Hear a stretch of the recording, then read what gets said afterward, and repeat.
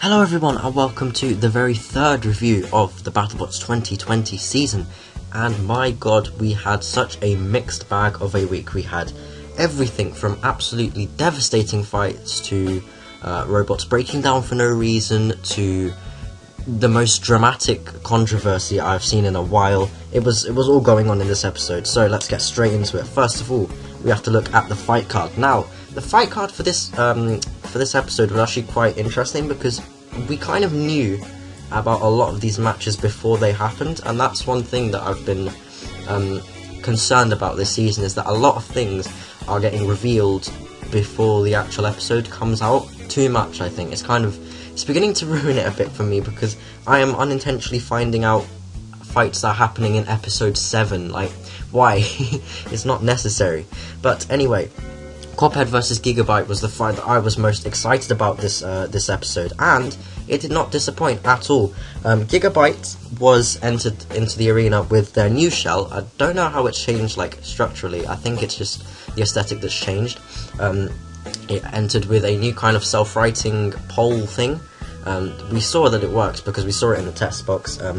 So they entered with all kinds of stuff, and then Copperhead entered the arena. And Copperhead is one of the 3 teams that I'm supporting this season, the others being Kronos and SubZero, and they entered with their egg beater spinner, their lots and lots of improvements that they've made, and they entered with their little ABS bar at the front, and that bar, Robert Cowan said that they would use that against any robot similar to Kronos so that the robot doesn't get ripped apart. Because if you remember Copperhead last season, it didn't have that little kind of wedge bit at the front, so when it fought Kronos, the whole robot nearly got pulled apart because of just the way it's designed. So they went into this fight with a kind of defense mechanism as such, which I thought was going to help them massively. I thought the Gigabyte might attack the wheels first, and it kind of happened. Because Gigabyte, they came out of nowhere, they just started spinning the shell up, and they did that thing that full body spinners do where they try and spin up almost like it's like they spin themselves up too quickly, and then so the whole robot ends up spinning inside the actual shell, and then it just kind of deflected to one side as Copperhead came in for the attack, and after that Gigabyte just ricocheted all over the place, and I kind of knew that once Gigabyte starts doing that, it's just going to cause itself problems, and it did. The spindle, the self-writing pole, it just snapped again, like it did in the Lucky fight 2 years ago. It just snapped again like a breadstick, and that just allows Copperhead to charge his weapon up, rush in for the attack, and just crack it open like a cashew nut. It was quite something. After watching this hit, I genuinely just couldn't believe what happened at all. Copperhead is so powerful. It just came in and it ripped the whole thing off, and incredibly impressive display there from Copperhead. As for Gigabyte, this is not really a true representation of how it's going to be this season, because the team uploaded a kind of a breakdown of the fight, and it kind of said that they used the same spindle that they used in the fight with Witch Doctor last season, I believe, and or something like that, and so there was a big fracture in the spindle that held the shell together, and they hadn't changed it or something, so they've improved the spindle for next fight. And Copperhead, they literally said Copperhead was not as powerful as Witch Doctor, which was quite amusing, but I think it is. I think Copperhead's incredibly powerful, but Gigabyte, of course, they've just had a string of bad luck with the reliability of the parts. It was the right material this time. Like, first of all, in 2018 they had that spindle that they imported from China and it wasn't the right material. This time it was the right material, but it had a fracture in it or something. They've just not had the best luck at all with their components, and that's gonna end up hurting them in the end if that happens again, because it's lucky that it was just the fight card and not the actual tournament fight, because then they would have been straight out. So kind of a lucky break for Gigabyte there. Moving on, we have SubZero versus Jackpot, and SubZero, like I mentioned, is another one of the teams that I was actually supporting. It's been like rebuilt, kind of. The pneumatic system has been completely rebuilt inside it ever since it was purchased by a new team. And Jackpot is a new robot, kind of similar to Death Roll, except it's a bit more flat, and it's got a lot more straight edges, and it's got a diamond-shaped spinner. So 2 very, very awesome robots here. We saw this fight in the trailer, and we know that Jackpot has a very, very powerful weapon. However, the kind of height of Jackpot's weapon and the shape of the end of the teeth mean that it kind of grinds against robots, but doesn't actually seem to lift them up or deliver big hits. So like, if SubZero was to just sit there and Jackpot would come running into it, it would grind against SubZero, but I don't think it would actually chuck it over and throw it through the air like other vertical spinners. But anyway, so that allowed SubZero to kind of just come in and get underneath Jackpot and completely flip it over, which was their one and only flip of the fight, because after that, SubZero had a faulty speed controller. And when I mean faulty, I mean it was damaged, because I don't know if you remember last season, but SubZero actually had a fight against the Four Horsemen where they caught fire, and it was quite catastrophic for them.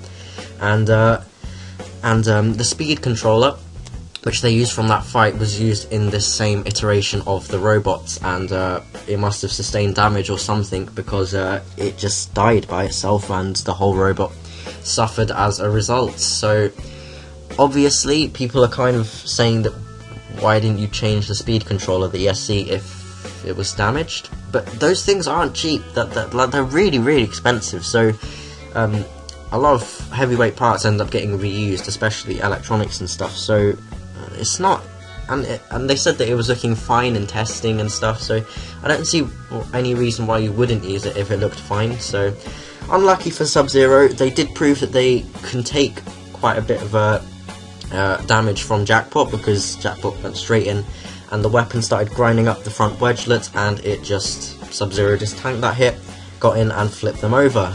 We also know that its flipper actually works and has power. And Jackpot has still got some work to do, I believe, because it's kind of slow. Especially when it rushed down to the middle of the battle box, it seems like it has a bit of trouble turning, and that a faster robot than SubZero could easily get to the sides of it, and actually capitalise on the fact that Jackpot wasn't moving around properly better than SubZero did before it was immobilised. Moving on, we had my second favourite fight of the night, and that was, of course, Uppercut versus Gemini, and I was so looking forward to this fight. After the trailer, Uppercut had its little segment in the episode where Kenny kind of gave an analysis about its spinner, and everyone's so like, they're loving this, because Kenny went into real detail and she gave a good insight into how Uppercut's spinner is different from other spinners, in that it's asymmetrical and it allows the robot to actually give an uppercut instead of just giving a usual vertical spinner type hit. And then we have Gemini, two horizontal spinner cluster bots that have never really had that much success. Everyone's saying that they look much better this year. I was always kind of skeptical of them, because just looking at their weapons, they looked kind of fragile. Because in the past Gemini has been rammed into and its weapons have broken, and the weapons just looked really quite light and not very destructive, so I didn't know how durable they were going to be, but I knew that they weren't going to be dishing out damage as much as other robots. So anyway, Uppercut just spun up the weapon, ran into the middle of the arena. Gemini, the black Gemini, turned and tried to run from Uppercut, and that just completely exposed the back of the robot for Uppercut to come in and just absolutely...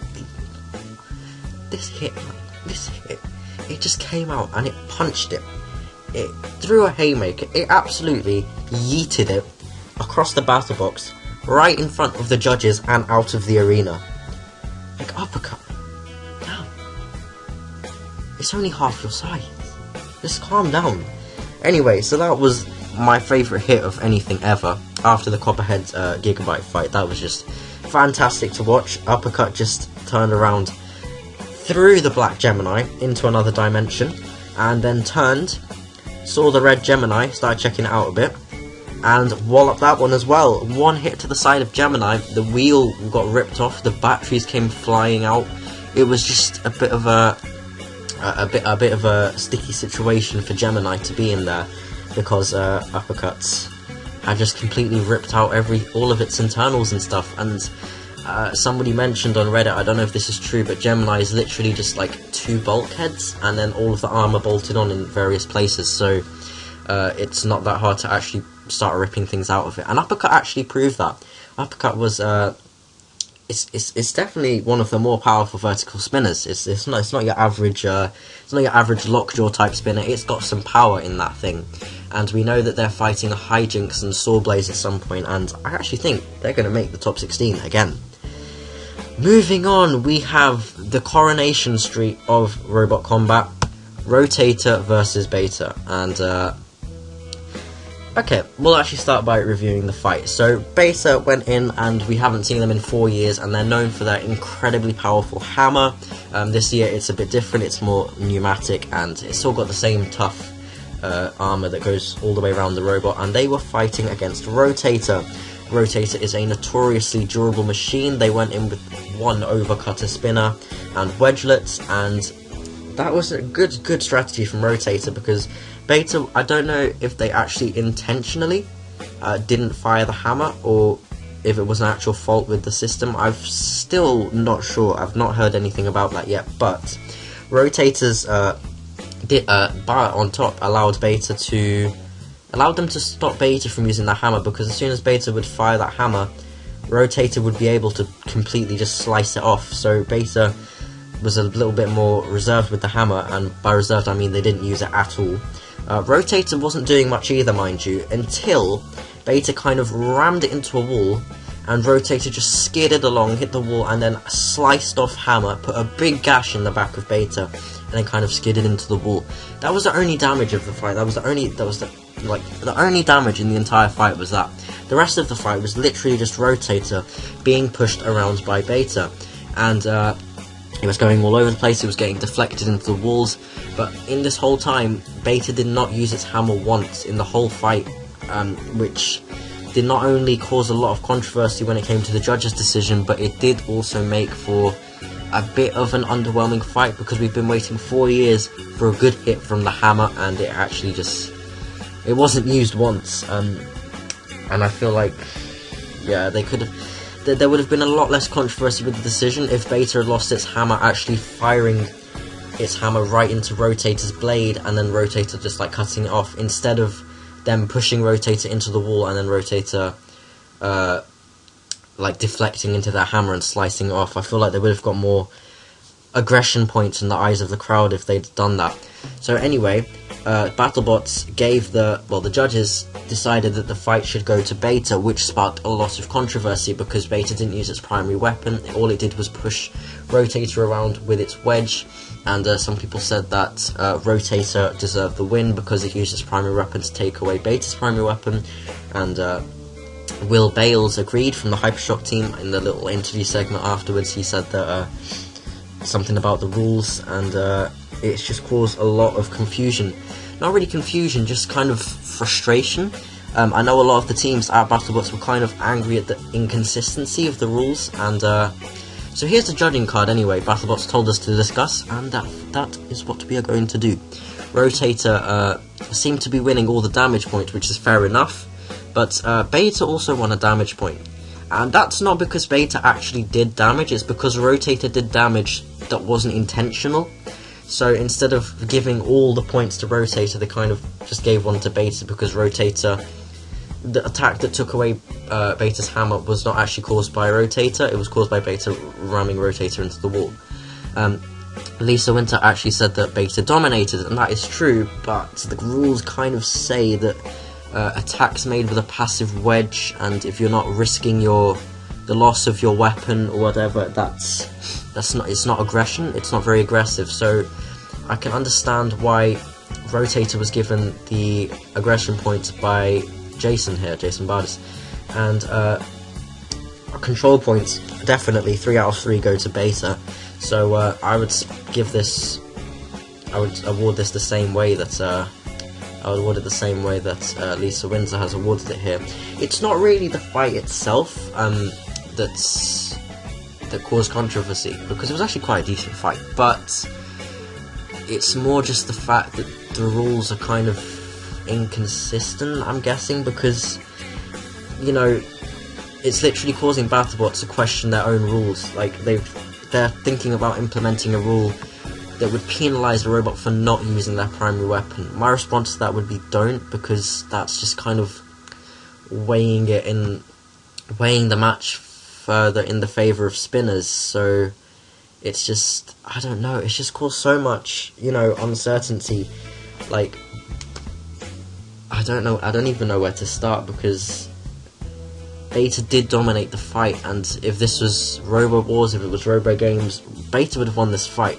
But the Battlebots rules kind of suggest that because Beta used its wedge as its only kind of passive meaning of attacking Rotator, and it lost its primary weapon, that Beta should use this should lose this fight, and Rotator did not win.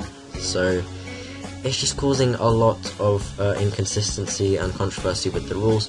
This was my favourite response to it. They're saying that the segment with Wall Bales caused a lot of drama and kind of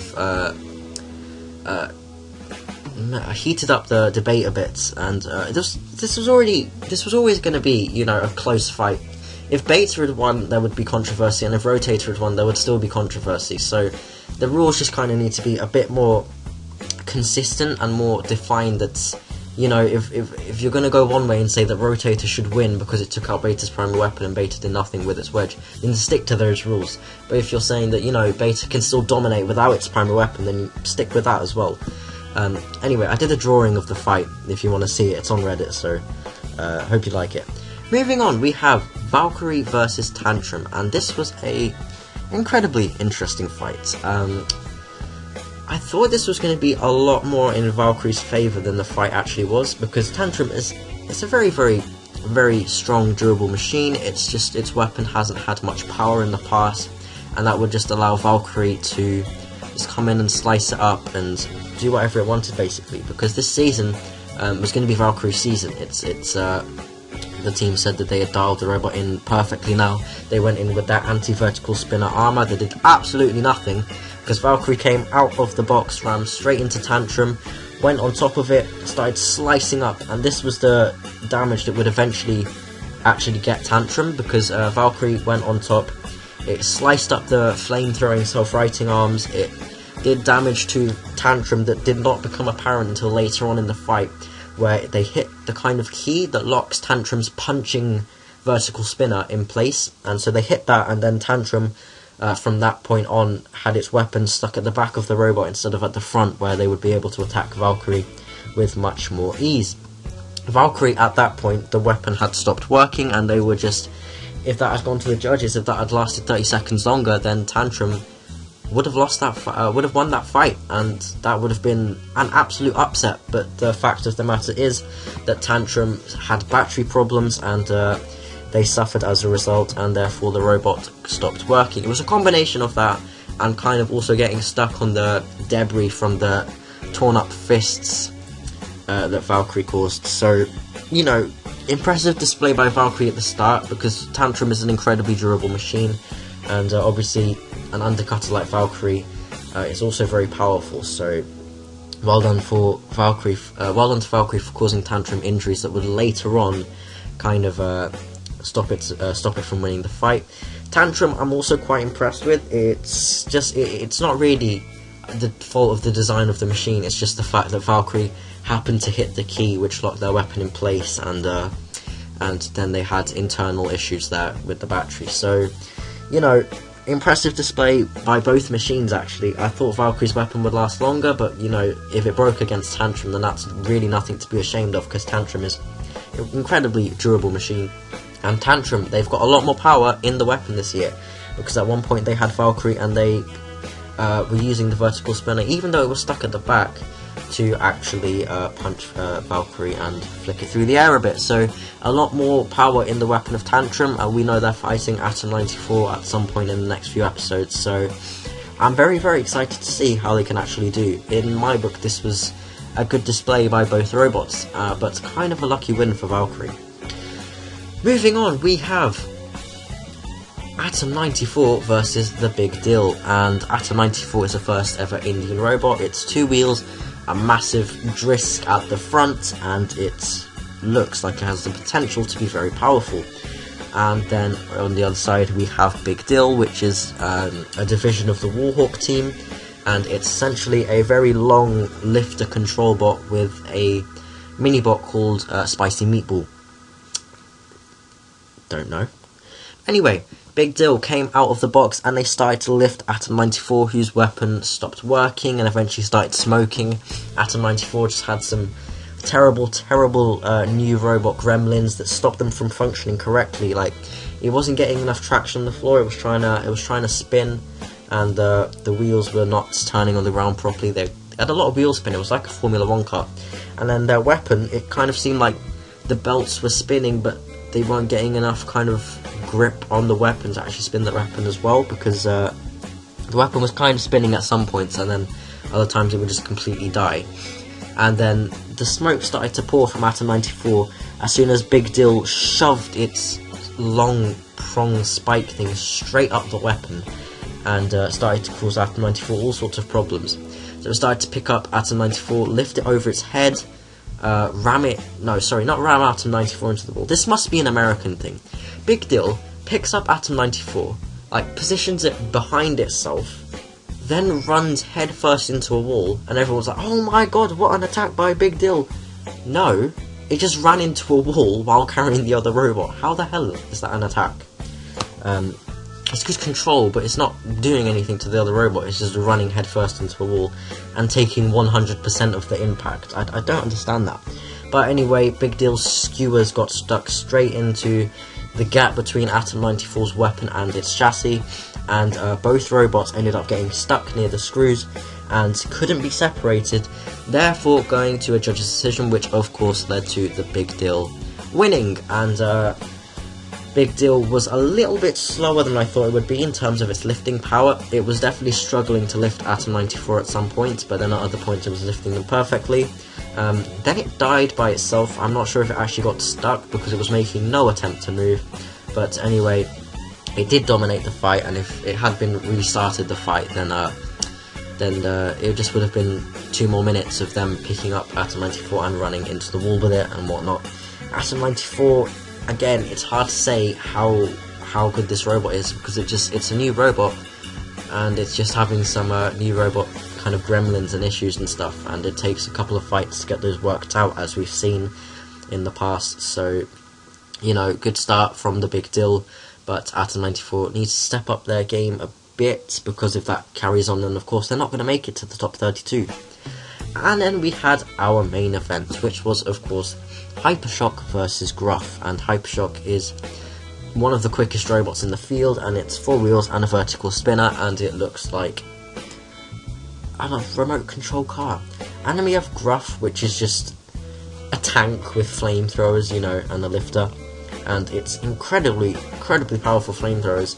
I kind of thought that Hypershock would win this, because based on last season they were much more reliable, but then they kind of went back to their 2018 thing of their weapon not really working, and then it was working again, and then it wasn't working, and then the drive burns itself out, and then it's trying to hit Gruff. It was just a lot of stopping and starting, because at one point they got underneath Gruff while Gruff was throwing the flame straight into Hypershock and managed to flick it over. But of course Hypershock is prone to overheating and whatnot, and Gruff completely just shoving the flames in Hypershock's face. Of course that was going to eventually cause some stuff to burn out, and that's all I really have to say about that fight, is that Gruff kind of exploited one of Hypershock's weaknesses really well, and controlled it extremely well. And Hypershock has got some work to do, because it's just gone back to its 2018 self again, and watching Hypershock last season win against things and destroy things, it was just so cool. Like, it put up a great fight against Bite Force, and now it's kind of starting to overheat and become unreliable again, and I don't want that to happen. So hopefully Hypershock can prove something in its fight against Endgame, I believe. We know 4 of Hypershock's fights for some reason. It's not even supposed to have 4 fights in the fight card, so this is what I mean about revealing too much.